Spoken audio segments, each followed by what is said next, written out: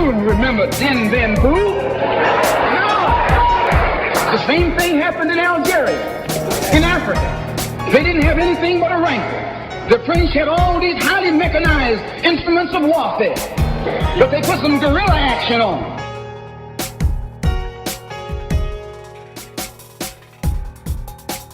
Hello and welcome to Guerrilla History, the podcast that acts as a reconnaissance report of global proletarian history and aims to use the lessons of history to analyze the present.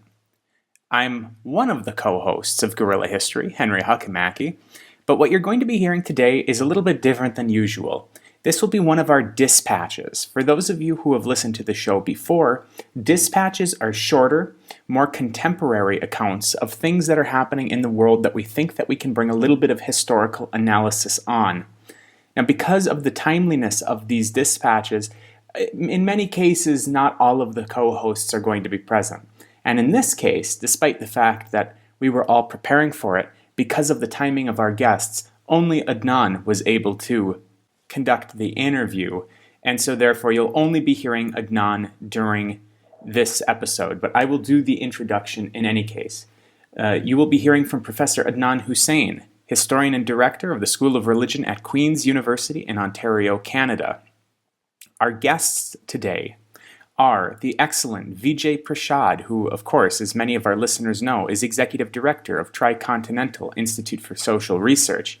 He's the author of many books, including The Darker Nations, The Poorer Nations, Red Star Over the Third World, and, of course, the first episode of Guerrilla History, or the first full episode of Guerrilla History, was focused on his newest book, Washington Bullets, The History of the CIA, Coups, and Assassinations. Highly recommend you check out that book and check out the episode that we did with Vijay just over a year ago at this point.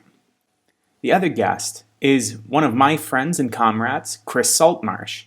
Chris is co-founder of Labor for a Green New Deal. He just published his first book, Breht, Fighting for Climate Justice, which came out about 2 months ago from Pluto Press. And he regularly writes for magazines and journals, including Tribune. His two most recent articles for Tribune are 2.4 degrees is a disaster, but COP won't stop it, and COP26 can learn from West Papua's green resistance. The topic for the episode today is going to be COP26.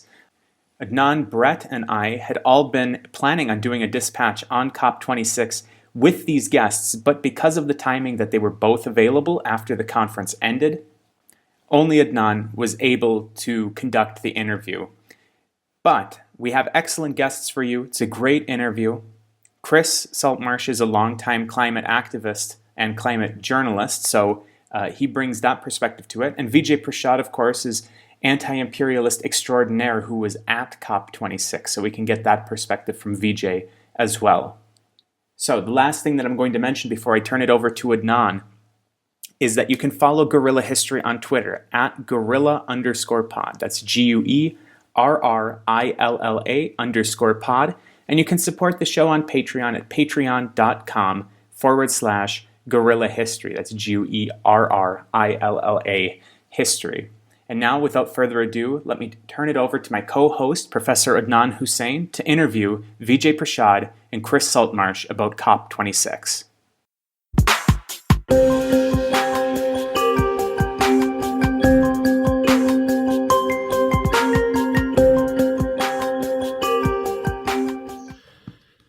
I'm delighted to be joined today by Vijay Prashad and Chris Saltmarsh for this Guerrilla History dispatch on the recent COP26. Thank you both for being here. Great, thanks. Yeah, thanks for having us. Well, Vijay, I know you were in attendance for at least part of the conference, and so I wanted to start with you to get any sort of grassroots impressions of the proceedings as it was taking place. Well, Adnan, the first thing is there is no single COP. There were at least two COPs, and I think that's important. If you've ever been to Glasgow, Glasgow is a beautiful city. It used to be the second most important city on the British Isles during the time of the British Empire. And the docks of Glasgow on the River Clyde were the docks where the great jute bales that came from Bengal used to be offloaded to be taken to Dundee, which was, the main city of the jute manufacturing. Also where a lot of the goods from the Americas, produced, of course, by, the people captured in Africa, the slave trade furnished the wealth of a place like Glasgow. And when you walk around Glasgow, you can see the beautiful buildings and so on. Very interestingly, the dock area, the Queen's Dock, was reclaimed some decades ago, and it was made into the Scotland Enterprise Centre, which housed the COP, the official COP, where the people of the leaders of countries and a lot of corporations, a lot of corporate leaders and lobbyists gathered. So they gathered essentially on the area where the wealth from the colonies used to come. It could not have been a more perfect image. That was one COP where they were so-called discussing the future of humankind. As the head of the European Commission said, that so few have in their hands our future. And you wonder, she said that without irony. Is that a good thing that such a small number of people, corporate executives and heads of governments are deliberating on these things by themselves on top of the old docklands? That was one COP. The second COP took place in daycare centers, at abandoned churches, in trade union halls, and that was the People's Summit. That's where people who represented environmental movements, NGOs of various kinds, political parties, youth movements, and so on came. And we had our own COP, where we had our own deliberation and discussion. And I was, for instance, on the jury of the People's Tribunal, where we found the UN framework on climate change guilty of basically negligence and violating the UN Charter. In other words, we found the other COP guilty of not doing its job. So when you say, what's going on? Well, there were two COPs. There were 150,000 people who marched in a people's march. And we were yelling and screaming, but we were too far from the convention center to actually be heard. So in fact, the Joe Bidens and the Boris Johnsons and the Emmanuel Macrons and so on, they didn't even know we existed. But we knew they existed, and that's the fundamental democratic asymmetry. I'm so glad you mentioned both that history, since this is a history podcast, and we will, of course, be talking, however, about the present and the future, but to at least invoke that historic circumstance. But I think even when we're talking about climate, we have to talk about the history of imperialism, of a kind of carbon imperialism, those, emitters historically. So maybe when we analyze that one COP that you found guilty in your People's Tribunal, if we turn to Chris, what are the inadequacies of the structure of this conference, of the parties and these state-oriented kinds of agreements? Where do you fit this COP into previous COPs to give us a better sense of what was achieved, what needs to be achieved? Yeah, absolutely. I mean, I guess the first thing I'd say is, obviously, I think for most of us, COP26 has failed on any kind of metric of climate justice, international solidarity, decarbonization. But actually, the UNFCCC has its own kind of metrics of success. And for me, what I've been telling people is, climate action, if you like, is a secondary aim for the UNFCCC. Actually, its primary aim is maintaining the wealth and power of the global north and of its capitalist class. And it's done that effectively. It did it this year, it did it effectively in Paris, and it's done it right throughout its history. And we can go right the way back to the beginning of this framework in the Rio Earth Summit. And, this was where it all kind of began. And that was a pivotal moment because it was up for debate, what this structure of kind of international climate diplomacy would look like. But, George H.W. Bush, the president of the US at the time, made very clear that the US would have no part of it if the American way of life, as he put it, was up for debate. And, as we know, that for him was a euphemism for American capitalism. And so from the very beginning, American capital has been the midwife, I guess, of this process. And since then, we had the Kyoto Protocol, which produced carbon markets, which I'm sure we'll talk about later. We then had Copenhagen COP, in 2009, which was a serious failure after the wealthiest countries tried to bounce poorer countries into an inadequate agreement, and that was rejected. And then we had the Paris Agreement, which has been widely lauded by our kind of ruling classes, particularly here in the West. But it's one again that kind of signs a death warrant for many millions of people around the world. Baked in a trajectory to really unsafe levels of warming. And again, the lineage that we see in this past couple of weeks at COP26 is, it was much reported that if you added all of the kind of targets that countries have made together, that takes us to about 2.4 degrees of warming. And I don't like to dwell too much on the kind of abstract, figures and temperature rises of it. But put simply, if you look at the extreme weather we're experiencing today at 1.1 degrees, 2.4 is for many millions of people seriously catastrophic and deadly. And it's actually, I'm not optimistic that we would even meet that 2.4 degrees target, because there's so little enforcement mechanisms, there's so little finance afforded to poorer countries through the UNFCCC. And so really that quite dire situation would be an optimistic, I think, assessment. So yeah, I think that's where we are. And I think it's been tough because, if you look at it from, if you're asking the question of, well, how likely are we to achieve anything that looks like climate justice, through this framework, it's looking close to impossible. And, the whole kind of mantra was, let's keep 1.5 alive. But really this idea of achieving 1.5 degrees of warming, has always been pie in the sky through the UNFCCC, because that would require levels of transformation and disempowering of the global north and its capital that it just could not possibly abide. Yeah, Vijay, I'm wondering if you have any thoughts on these outcomes and the limitations of the COP framework.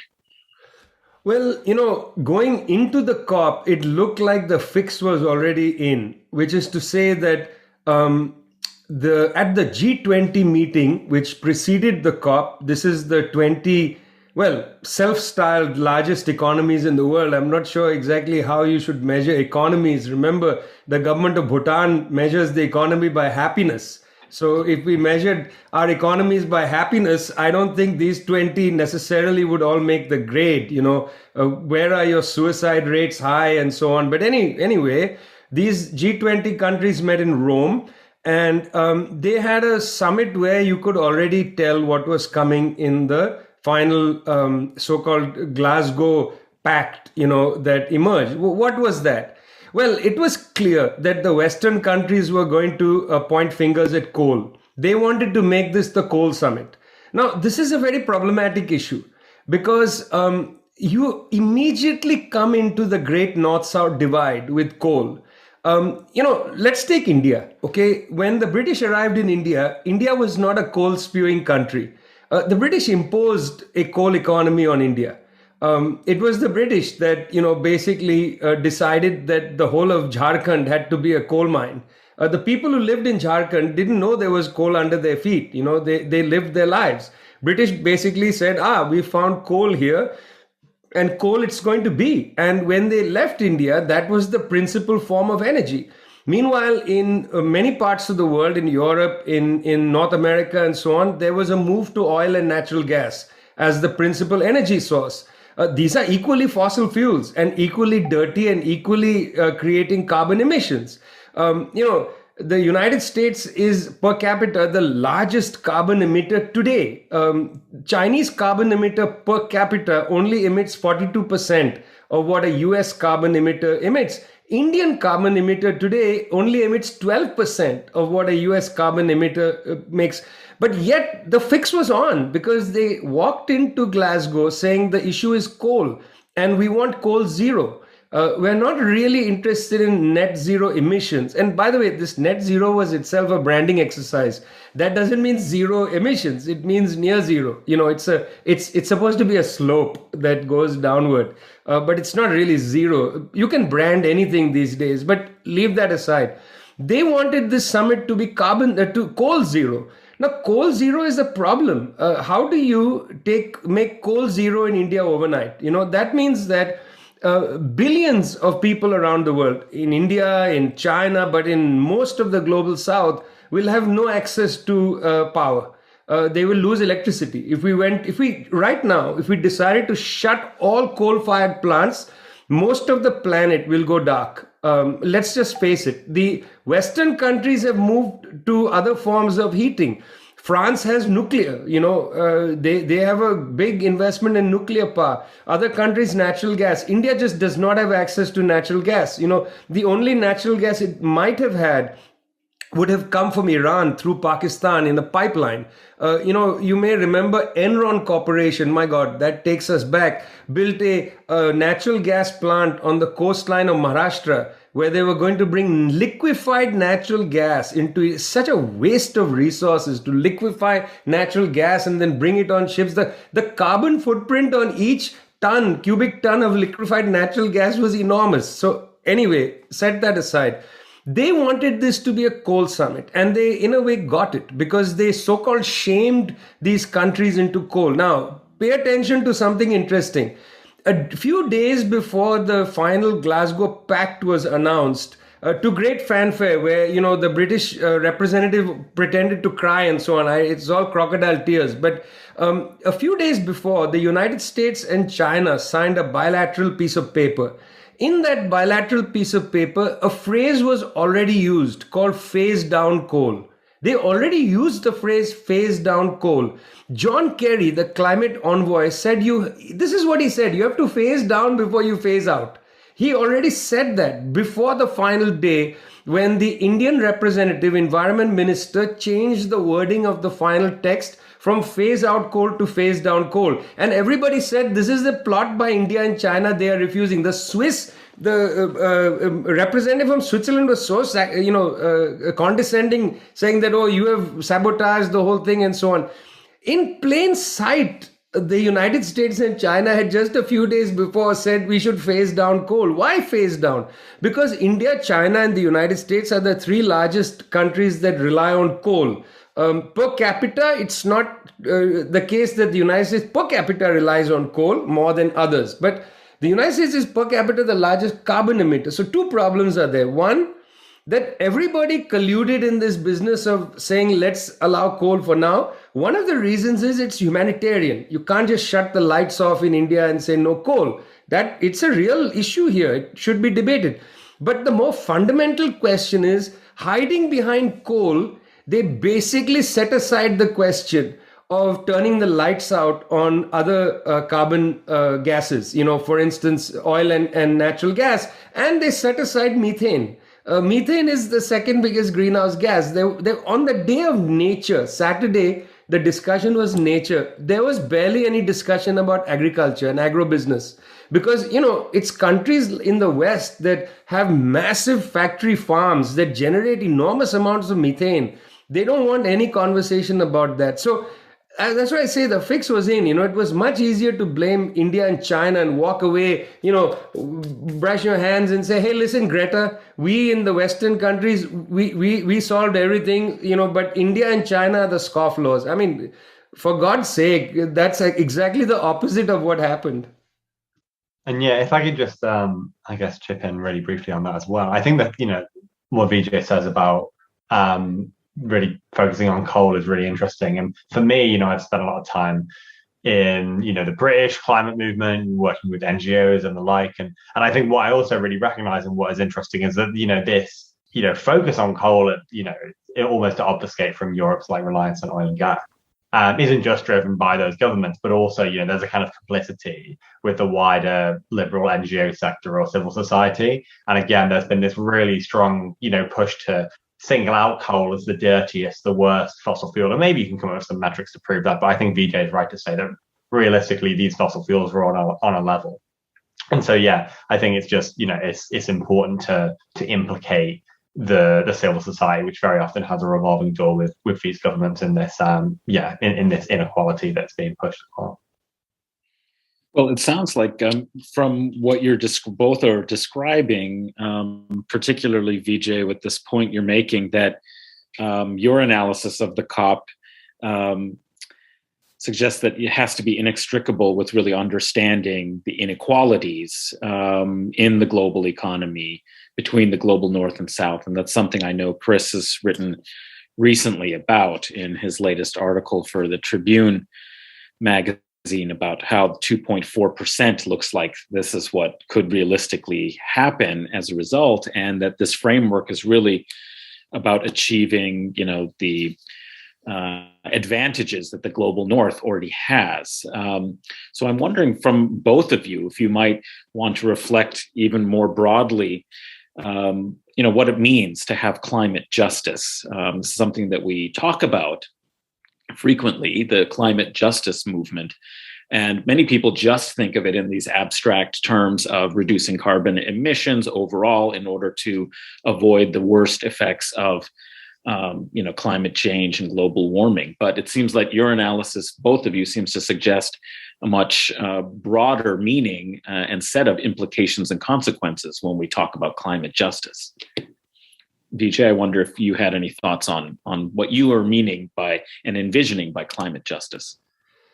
Well, look, Adnan, let's not talk about what I think. Let's talk about what the countries, the member states of the United Nations have agreed to. What I think is not germane. There's 7.9 billion of us, but the countries that belong to the UN actually signed pieces of paper. They signed a treaty. They made an obligation. There are at least two things that should be on the table for the discussion. The first is, in 1992, before the UN Framework Convention on Climate Change was formed, that was set up in 1994, there was a very important UN conference on environment and development at Rio de Janeiro. That was a 92 meeting. At that meeting, a phrase was agreed upon. Even the United States, agreed to this phrase, which is common and differentiated responsibilities. The general idea is that, look, climate, environmental destruction, this has a common impact. Everybody is impacted by it. Well, okay, if you're on a low-lying island, you're impacted, much faster, but everybody's impacted. That was the common.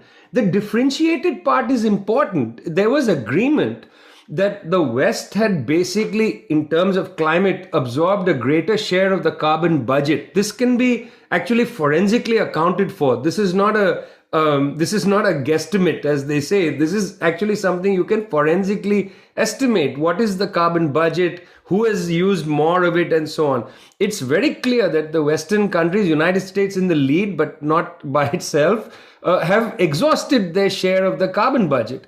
And therefore, it is the responsibility of these countries to both accelerate their decarbonization. They need to go faster to reduce their reliance on the carbon budget. And secondly, provide some means for poorer countries to leapfrog technologies. That's basically what differentiated means. Then, as a consequence of the various COPs, and remember, this was COP26, that means they've been going at this for 26 years. Let's not forget that. And therefore, as a consequence of that agreement, there was an understanding that the richer countries had to create a transition fund of some kind. Well, again, they agreed. This is not my, opinion. They agreed to create a climate fund, to have a transition fund. They also agreed on a number. It's a tiny number, an insignificant number, but they agreed to put $100 billion a year into the fund. Now, just for comparison, during the pandemic, central banks created $16 trillion out of nothing. They created this out of, digital numbers. $16 trillion were created during the pandemic to basically make sure capitalism wasn't flushed down the toilet. But they can't come up with $100 billion a year into this fund. This fund would actually help the transition, because then you could go to ESCOM in South Africa. Big hue and cry being made about this now. We're going to help ESCOM get out of carbon. But you could just go there and say, look, here's a new technology. You're going to go to solar. You're going to go to this. We're going to provide the array. We're going to provide everything, because that's the way we're going to do it. Africa, by the way, as a continent, contributes only 4% of carbon emissions. 54 countries, only 4%. So there's a way in which there's already signed agreement. We agree that there are differential responsibilities. We agree that we have money which we should transfer, and also therefore technologies should be transferred. This is not on the table anymore. What I saw at COP, because I also engaged with people in the other COP, that is the official COP, what I saw was a lot of corporations basically lobbying for public funds to modernize capitalism. They know that their forms of energy are out of date, they are anachronistic. And instead of putting private money, their own money, which is sitting in tax havens and in equities of various kinds, rather than risk their own money to modernize their own ventures, they are seeking, under cover of, oh my God, the planet is going to end, they are seeking public money to modernize private capitalism. This is a scam, in my opinion. Rather than use the money for that, let's put the money into the climate fund. Let's allow greater renewable energies technologies to be put in place in poorer countries so that they can leapfrog over reliance on coal. But that's not happening. I mean, I'm telling you something straight. What we see is a kind of shell game going on where firms are using the climate debate to basically get public funds for their own private pecuniary interests. Yeah, I absolutely agree with all of that. I guess just quickly on the finance point, before I say a little something about justice, I think, it's really worth saying, Vijay's absolutely right that the 100 billion is a tiny amount compared to what's needed. But it's also entirely, in the kind of medium and long term, it's entirely self-defeating for the global north to not provide this finance because it's undermining, the possibilities of any transition. But what it really kind of demonstrates is for these powerful countries, for the UNFCCC as a process, actually maintaining global inequalities is far more important to it than actually decarbonizing. Which I guess brings me on to the question of justice. And for me, when I think about climate justice, you can kind of summarize it reasonably simply as saying, well, the people who have caused the crisis, Vijay talked about differentiated responsibility, the people who continue to profit from it, whether it's the governments of the global north or the corporations of the global north, they will be insulated, the most from its effects. And actually, it's the people around the world, the ordinary people, working people, in any country in the world that you can think of that have themselves done little or to nothing to create this crisis, and they're certainly not making a profit out of it. They're the ones, all of us, who will be hit first and worst by its impacts, and that's the injustice of it. And I think when we talk about climate justice, it's about repairing that as much as possible, and some of that will be through financial reparations between nations. But as well, I think we have to understand the kind of the harm that has already been inflicted through a history of colonialism and the imposition of capitalism, and the harms that will continue to be inflicted through the climate crisis. There kind of isn't enough money in the world to pay for that. The loss of life, you can't put a number on it. And so when we think about justice in that context, I think for me we have to think about reparations that are structural as well. So reorganizing how the global, political economy works, how geopolitics works, so that we're re-empowering those nations and those states that have been disempowered through colonialism, and disempowering the likes of the US and the UK, and similarly re-empowering workers, labor, and disempowering capital. These are important parts of climate justice, because it's only by giving power back to those from whom it's been taken that we can create a society, an economy, a politics that is fair and equitable. I'm wondering also if, Vijay, if maybe you also would extend your analysis further to talk a little bit about the geopolitics. You talked about the corporate, exploitation of the climate discourse for public funds for private benefit, but also the geopolitical dimensions and politics of the conference. I've noticed that, of course, this, as you pointed out, this emphasis on coal as the main villain of the piece, and failure to account for history of emissions. That historical analysis is just dispensed with. So it's as if we're just in this one snapshot moment. A per capita understanding is seldom introduced into the discourse to have a sense of the relative responsibilities. But I've noticed that there is very much a targeting here of China as the most responsible. This is how it's being sold increasingly to audiences of the global north. So I'm wondering if you had any further analysis about the geopolitics of the COP and any assessment of that? I mean, Adnan, this is so brazen and it requires so little analysis. That's what's heartbreaking about this. The Chinese have, however you understand China, the Chinese are now the world's largest producer of dot, dot, dot. Am I to say of pollution? No, they are the world's largest producer of basically green technology. And not just manufacturing, they're developing new forms of technology, new kinds they're actually experimenting with new forms of energy and so on. It's quite interesting what they're up to in these Chinese companies.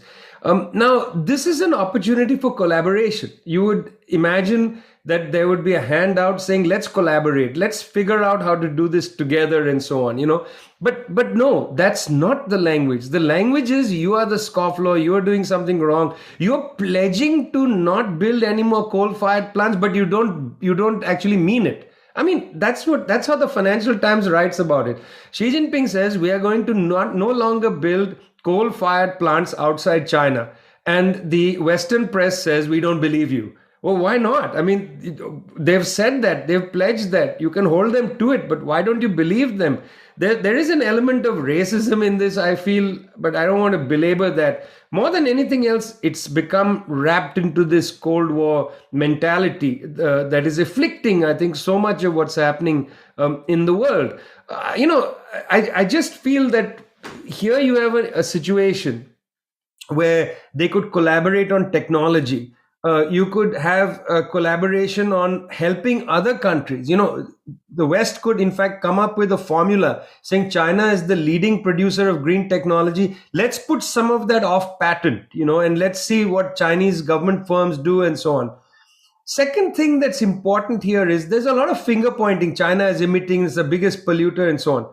Well, it's the biggest polluter because it's producing the things that the West wants to buy.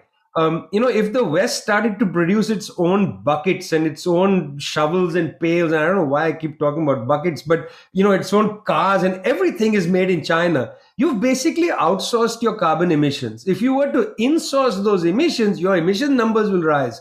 If in the United States you had to make paper again, for instance, your emission numbers will rise.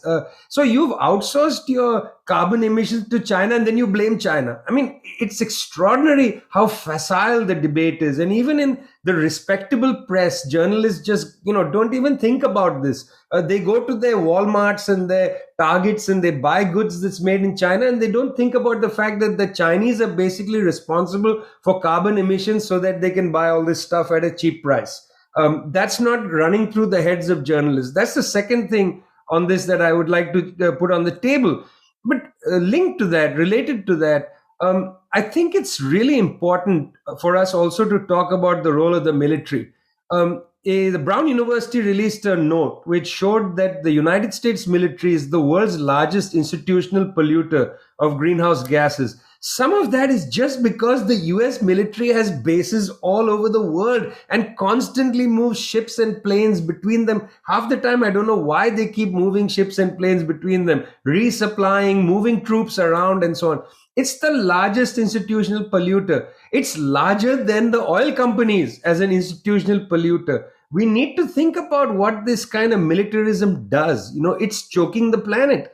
Do you really need bases all over the world? I mean, if I had 5 minutes with Mr. Biden, I would ask him, Mr. Biden, when are you going to, you're talking about freedom for the people of Hong Kong and you'll protect the people. What about the liberation for the people of Guam and the people of Okinawa and the people of Diego Garcia? I mean, these are all places held as colonies by the United States. The Chagosian people of Diego Garcia have been sitting in a courtroom in Britain for years and years and years trying to get their islands back. These are the Chagos Islands in the Indian Ocean, where the United States is one of the world's largest bases. It's called Diego Garcia. The Chagosians want their land back. The US has a big base there. You're talking about Hong Kong and how you're bleeding about democracy and so on. What about democracy for the Chagosians, the people of Guam, the people of Okinawa, let's not talk about this too much, but the people of Hawaii and so on. These are all extended military bases, for God's sake. And where the only political prison is in Cuba? It's on Guantanamo, run by the United States government. So, that should be on the table. The more you have this militarized language, the more normal it seems to have military bases all over the world. And the less remarked upon is the fact that the US military is the largest institutional emitter of greenhouse gases.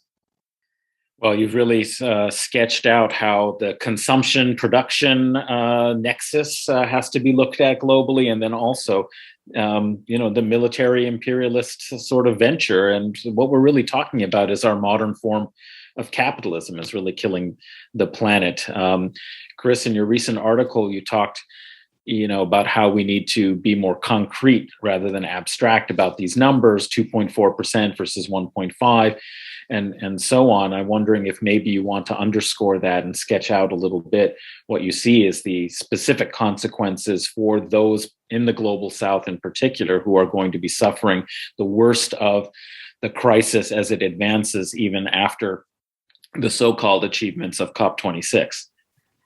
Yeah, absolutely. I think in some ways it can be quite hard to look into the future and say, well, this is the world we're going to see, because often it kind of makes you sound like a crank, because you kind of sketch out this very apocalyptic kind of world, and I think for a lot of people it's quite hard to believe.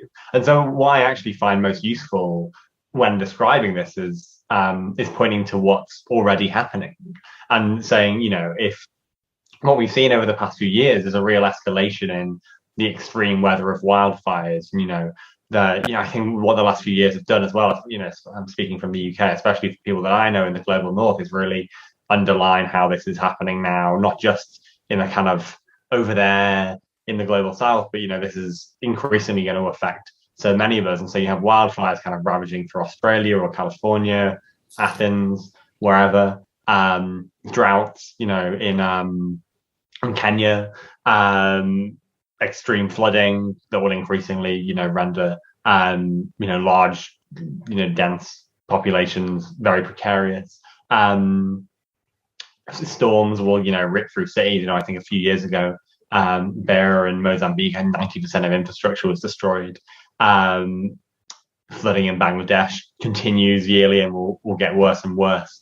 And all of these things will disrupt food systems. I think we've seen large scale crops fail, and we'll see that more and more and more. That will obviously have an impact on food prices around the world, and with all of this, we'll see people displaced, within the country they're from, within the region.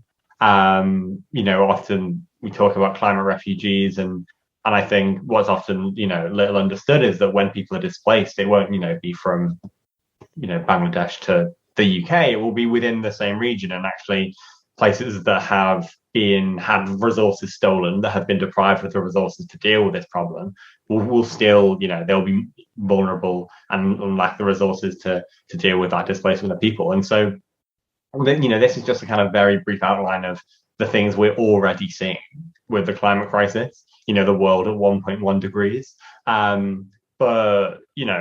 And I think what that really underlines is when, very often when we talk about the Paris Agreement, as I said, this Paris Agreement is lauded as this kind of gold standard of, climate diplomacy. But, its strongest ambition is 1.5 degrees, which is, a considerably worse situation than where we are now. So what we want to keep 1.5 alive. Let's be real, 1.5 is serious economic destruction and loss of life for very many people. 2 degrees is even worse. 2.4 degrees, yeah. And I think by the time we're getting into 2.4, 2.7, 3, whatever it is, that's when you kind of get this idea of tipping points, and the more warming you get, itself begets more warming. And you kind of get into this runaway situation. And so, yeah, I think, I would be reticent to give a whole lot of detail about, what the level of warming that these accords put us on a path to looks like. Because as I say, I think you only need to look at what we're experiencing today to understand that for very many people, climate change, the climate crisis, climate breakdown, climate injustice is already a defining factor of their lives. It's a significant threat to livelihoods and to life itself, and that will only get these impacts, these threats will become more frequent, more severe, more geographically spread. And not only I think as we've shown, not only are we not doing anything close to what's necessary to limit that or to mitigate for that, we're also not doing enough to adapt to it and to think about, well, how will we live in this new reality? And I think one of the things I've been thinking about recently is this idea of this kind of tepid net zero targets, the UK net zero by 2050. We kind of stop thinking what it will be like beyond 2050. There's this idea of like, well, we'll have done it by then. But in 3 decades' time, I'll be in my 50s and technically still have a decade or 2 left to work. And it's like, well, what is it like for me? What is it like for people who are born today who will be, in their 30s at 2050? Because I can say we will have a steady, escalating of this crisis until then, and it will carry on after that, whether we achieve net zero, whatever that means or not. Well, we know that the official COP is not really equipped to address the real sources of the problem or to achieve the genuine solutions that would reflect real climate justice and end inequality. Vijay, perhaps by way of conclusion, you can tell us, what was the people's agenda at the real COP that was taking place, and what do you see as the path forward for people who really want to dedicate themselves to a just world and address this problem? See, I just would like to admit that a lot of our movements are movements of criticism. We are critical of what they are doing on the other side of the fence, but we don't know what we would do if we suddenly were handed everything. Suddenly they decide they're going to board Elon Musk's spacecraft and disappear, and they throw the keys in our face. What will we do? And I don't think we've actually thought this through. But there are some things that are obvious and on the table. Let's firstly stop subsidizing fossil fuels. $5.9 billion, or roughly $6 billion a year. Let's stop using public money to underwrite fossil fuel companies. Let's immediately transfer money into a climate fund, scale up renewable energy all over the world. Let's seriously consider creating car-free zones in very many parts of the world. If you can take a train, there should be no road going beside it. Just have more trains running. I'll give you just a simple example. I went from London to Glasgow by train. And the British train system is so destroyed by privatization. As you leave London, you see all these fancy trains in Euston Station. And as you go north further and further in England, you see the train stock deteriorate because you're now in areas where they're just forgotten people living. When you enter Scotland, the train stock actually improves. It's so class-ridden, the whole thing. You need to have a world of public transportation. We need to put money into that. We need to have a world where we're heating buildings in an effective way. I would say let's go to dense housing. Let's have less standalone houses. The denser housing, the less you're wasting heat. If every family lives in one little house with a garden and so on, the energy burden on that family is enormous. But if you're living in a building, it's compact, you can create heat densities and cool densities as well. So, there are some common sense things, Adnan. It's not rocket science. We have to also learn as a movement not to turn inward and say local is great, because local often doesn't have the solution. We'll still need international trade. We'll have to figure out how best to do it.